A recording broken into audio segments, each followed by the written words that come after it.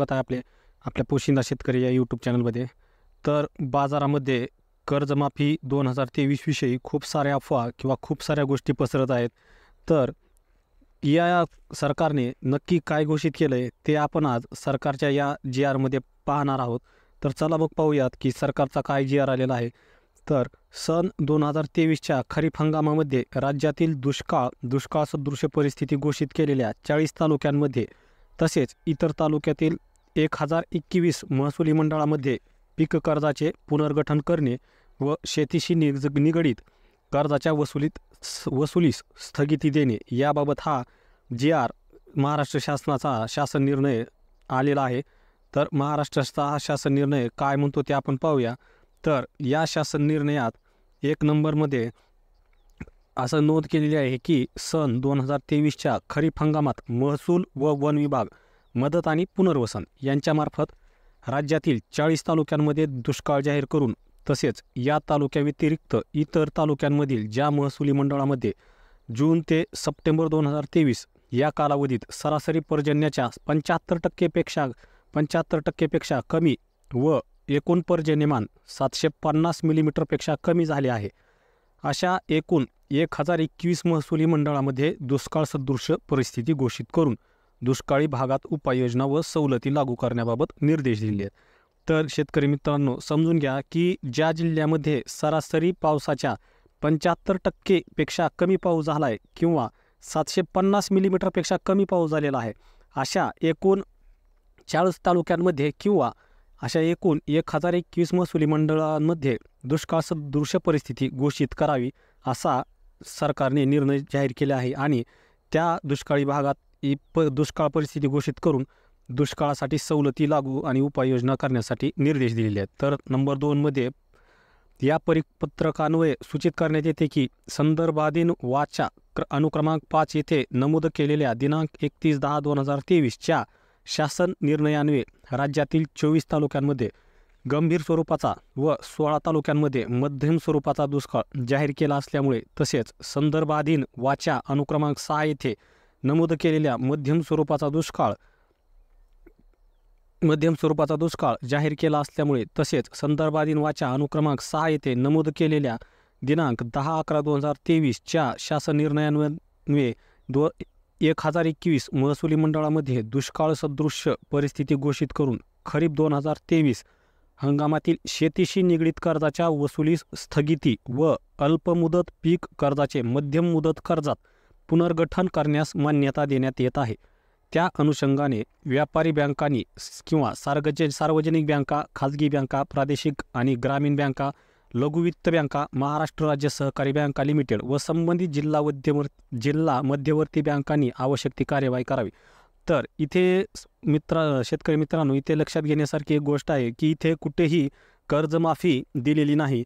तर आपण जे खरीप हंगामात 2023साठी आपण पीक कर्ज घेतलेलं आहे किंवा शेतीशी निगडीत जर कोणतं कर्ज घेतलेलं असेल तर त्या कर्जाच्या वसुली करण्यास स्थगिती दिली आहे आणि या पीक कर्जाचं अल्पमुदत पीक कर्जाचे मध्यम मुदत पीक कर्जात पुनर्गठन करण्यास यांनी सहमती किंवा मान्यता दिलेली आहे.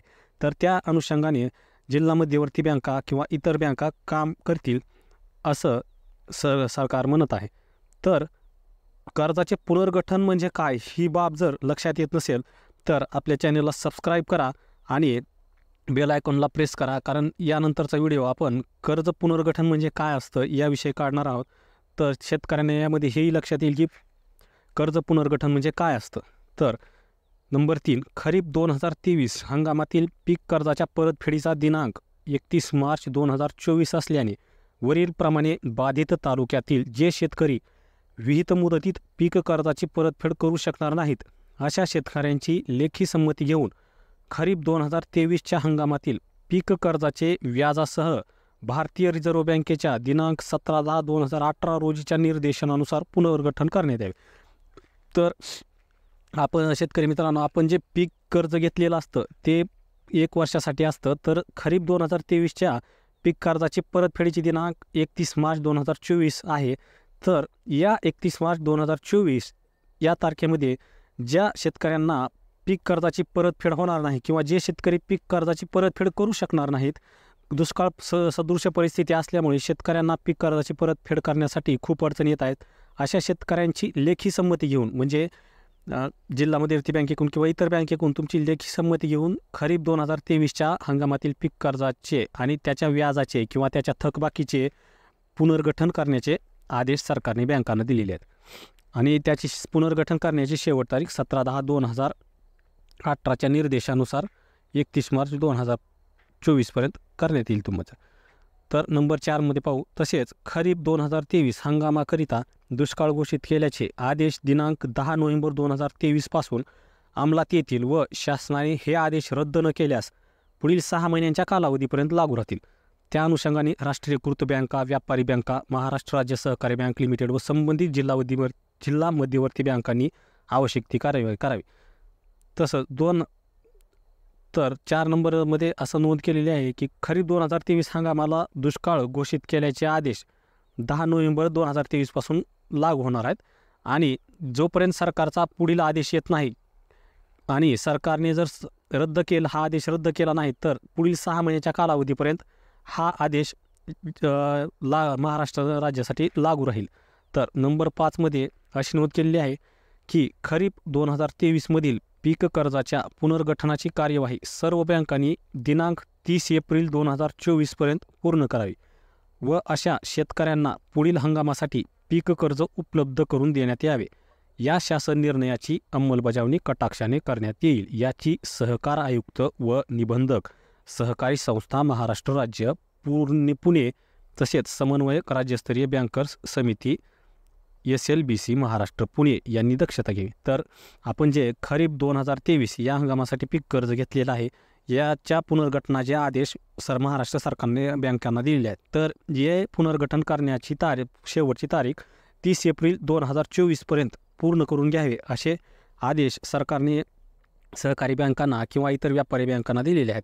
आणि हे शेतकऱ्यांचे कर्जाचे पुनर्गठन करून त्यांना पुढील हंगामासाठी पीक कर्ज उपलब्ध करून देण्याची हमी किंवा देण्याचे आदेश सरकारने बँकांना दिले आहेत.